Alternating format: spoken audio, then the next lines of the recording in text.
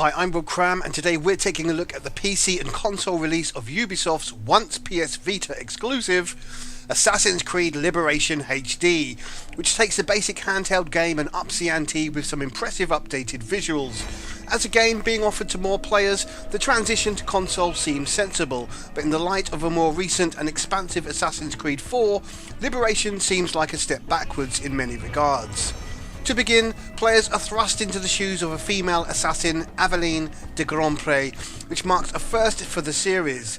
The assassin Aveline is up against various opposition across New Orleans, the Louisiana Bayou, and even a stint in Mexico, all leading up to the American Revolution in the year 1765.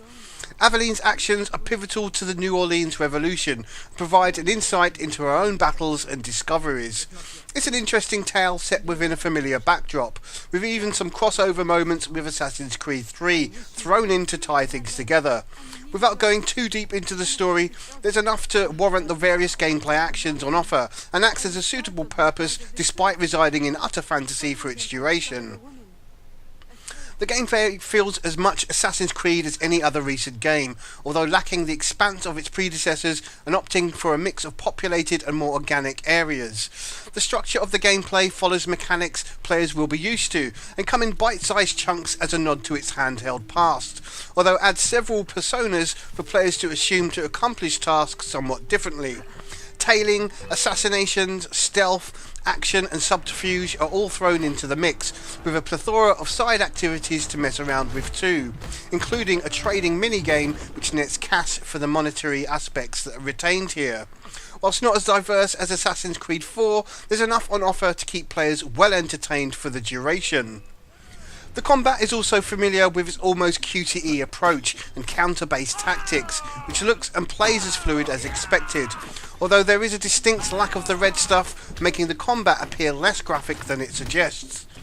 The free-running element is also well realised here, with the usual assortment of synchronised points to scale, rooftops and alleyways to dash across, to more organic elements such as running through the treetops. Aside for some visible walls, the world is there to be explored and is filled with some optional collectibles and treasure to hunt down. Essentially, Liberation HD is the same game as its PS Vita counterpart, but has been given an overhaul of its graphics. There's perhaps less difference with the console version, which holds up well, but the PC offering certainly looks like being afforded the most attention. There are some great looking textures which bring the Louisiana swamps to life, and the extra detail afforded in New Orleans offer a far richer looking rendition of the city.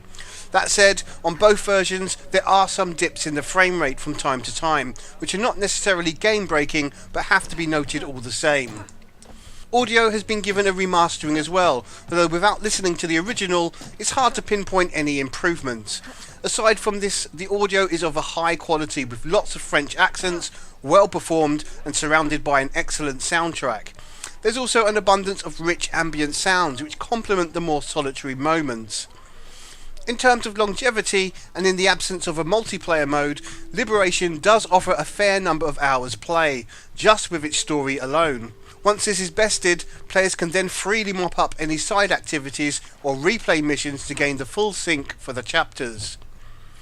To conclude, Assassin's Creed Liberation HD is a worthy addition to the leading platforms and a good move from Ubisoft, opening up another chapter of the series to a wider audience. Whilst the game is very much a lesser version of the series' most recent offerings, there's still lots to like about the game. For its asking price, the game is well worth picking up if you're a fan of the series, but be warned, the game does feel like a huge simplified step backwards from the antics of Edward Kenway. Assassin's Creed Liberation HD scores 8 out of 10. I'm Cram, thanks for watching.